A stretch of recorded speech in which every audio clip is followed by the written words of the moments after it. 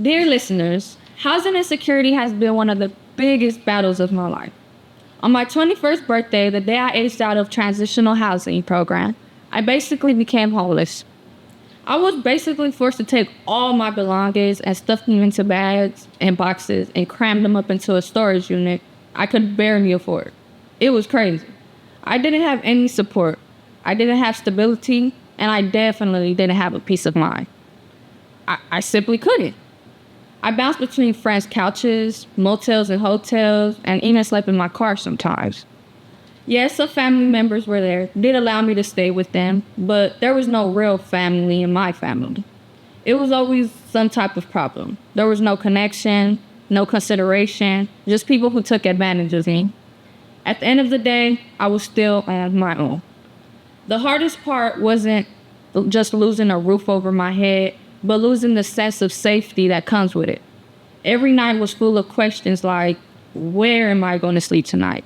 How will I afford another ride to the hotel? How will I afford this hotel? What happens when my money runs out?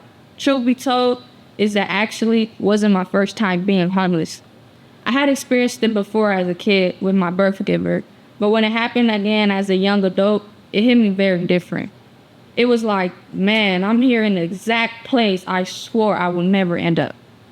At one point, I even flew all the way to Georgia after my 21st birthday, desperate to find apartments because California just felt impossible. Rent is too high and competition was intense.